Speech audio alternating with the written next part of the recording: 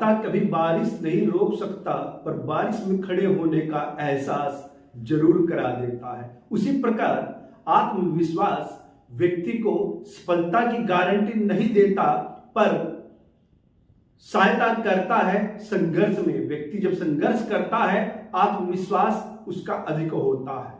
आप सभी को मेरा नमस्कार, मैं हूं आचार्य सूर्यांश। आपका हमारे चैनल वेद चक्षु में स्वागत है। आज हम वार्ता करेंगे आपसे आपकी राशि मकर के विषय में। मकर राशि, जैसा कि देवगुरु बृहस्पति अभी वक्री हो चुके हैं 118 दिन के लिए, और जब भी कोई ग्रह वक्री होता है उसका कहीं ना कहीं व्यक्ति के जीवन पर असर पड़ता है, क्योंकि स्वतः व्यक्ति अपना कोई नुकसान नहीं चाहता, कोई हानि नहीं चाहता, निरंतर अपने प्रयास में रत रहता है और बड़ी लगन से बड़े संघर्षों के साथ अपने कार्य को करता है, पर फिर भी उसको विफलता मिलती है। उसके पीछे होता है उसकी जन्म कुंडली का होना। जन्म कुंडली में कोई ग्रह जब कमजोर अवस्था में होता है या किसी अशुभ ग्रह की दशा चल रही होती है, उस अवस्था में व्यक्ति जीवन से लड़ता है अपने, और संघर्ष काफी करना पड़ता है। कुंडली वो दर्पण है जिसको देखने मात्र से पता लगता है कि हाँ, ये ग्रह कमजोर है, जो मैं कार्य कर रहा हूं उसको नहीं होने देगा। मान लीजिए कोई शिक्षा एजुकेशन पढ़ाई में कंप्लीट कर चुका है, पर गवर्नमेंट जॉब नहीं लग पा रही है, और टीचर से संबंधित या बैंक से संबंधित नौकरी नहीं लग पा रही है। उसका बृहस्पति कमजोर होता है। जब बृहस्पति कमजोर होता है, व्यक्ति पढ़ा लिखा होने के उपरांत भी, अच्छी एजुकेशन करने के उपरांत भी नौकरी नहीं लग पाती, बड़ी नौकरी में समस्या आती है। प्रिय दर्शकों, मकर राशि इस समय 118 दिन के लिए देवगुरु बृहस्पति वक्री हुए हैं। इसकी मैं संपूर्ण जानकारी आपको दूंगा। आप हमसे जुड़ने के लिए हमारे चैनल को सब्सक्राइब कीजिए और वीडियो को अंत तक देखिएगा, क्योंकि एक एक पॉइंट आपके लिए महत्वपूर्ण होता है, और हम निकालेंगे कि कुंडली में आपके कौन सा ग्रह किस अवस्था में है। क्या बृहस्पति पीड़ित है? अगर पीड़ित है तो फिर क्या कर रहा है? इसमें आप एक बार अपनी कुंडली खोल लीजिएगा मकर राशि वाले, और देखिएगा कि बृहस्पति किस अवस्था में है।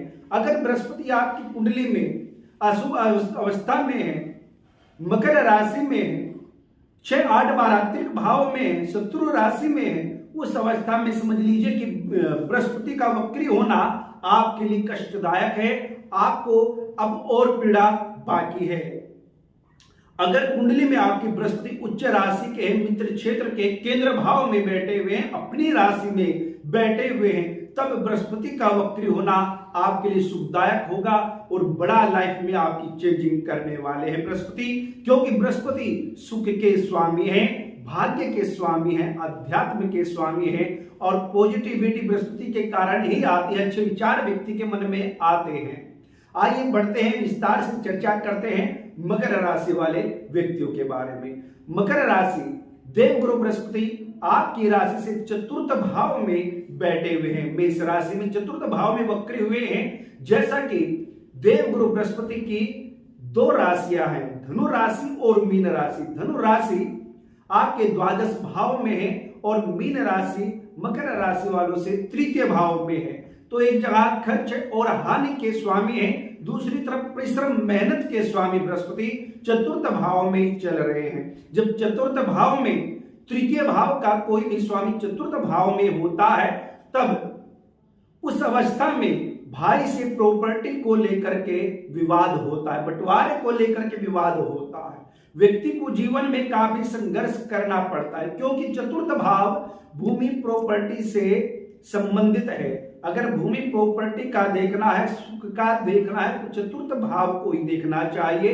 और तृतीय भाव भ्रातृ का होता है। यहाँ द्वितीय भाव धन भाव में आपके शनि बैठा हुआ है, और शनि राहु के मध्य में तृतीय भाव पड़ा हुआ है। इस अवस्था में तृतीय भाव पीड़ित रहे, क्योंकि कभी भी ऐसा नहीं होता कि ग्रह ही पीड़ित होता है, भाव भी पीड़ित हो जाता है। जब किसी 2 पाप ग्रह के मध्य में बीच में कोई भाव हो और उस भाव का स्वामी भी पीड़ित हो, उस अवस्था में उस भाव से संबंधित व्यक्ति के जीवन में कष्ट होने प्रारंभ हो जाते हैं। इस अवस्था में आपने संघर्ष काफी किया और काफी मेहनत की अपने कार्य को लेकर के, पर आपके हाथ लगी है विफलता, मात्र विफलता। उसके कारण क्या है? कारण है बृहस्पति का पीड़ित होना, मेष राशि में राहु के साथ बैठना। जैसे ही बृहस्पति 4 सितंबर को वक्री हुए हैं, उसी के साथ वक्री होकर के तृतीय भाव का फल भी प्रकट करेंगे। तृतीय भाव के फल को प्रकट करके बड़ी तेजी से उसके जो अभी तक आपको फल नहीं प्राप्त हुआ है, उस फलों को आपको प्राप्त कराएंगे देव गुरु बृहस्पति। क्योंकि देव गुरु बृहस्पति किसी का भी अहित नहीं करते। देव गुरु बृहस्पति सभी ग्रहों के स्वामी हैं, देवता है, और गुरु देवता कभी किसी का अहित नहीं करता। वह मनुष्य की भलाई के लिए ही यत्न प्रयत्न करता रहता है, आपके कर्मों को दर्शाता है। अगर बृहस्पति कुंडली में पीड़ित है तो समझ लीजिए कभी ना कभी आपने गुरु साधु संत का अनादर किया है, किसी देवता का अनादर किया है। इसी कारण से आपकी कुंडली में देव गुरु बृहस्पति पीड़ित है। उसका उपाय निरंतर करना चाहिए, क्योंकि कोई भी ग्रह शांति से जल्दी ही दोष समाप्त नहीं होता, उसके लिए प्रयत्न यत्न काफी करने पड़ते हैं। यहां देवगुरु बृहस्पति वक्री होकर के सप्तम दृष्टि आपके कार्य क्षेत्र पर भी पड़ रही है और पंचम दृष्टि से अष्टम भाव को भी देख रहा है। एक और बात यहां महत्वपूर्ण है, यहां देखिएगा पंचम और सप्तम दृष्टि से देवगुरु बृहस्पति नवम भाव को भी देख रहे हैं, यानी कि अपनी दृष्टि से नवम भाव को पुष्ट करते हैं। शुभ दृष्टि से अष्टम भाव पर शुभ दृष्टि पड़ रही है और आपके कार्य क्षेत्र पर शुभ दृष्टि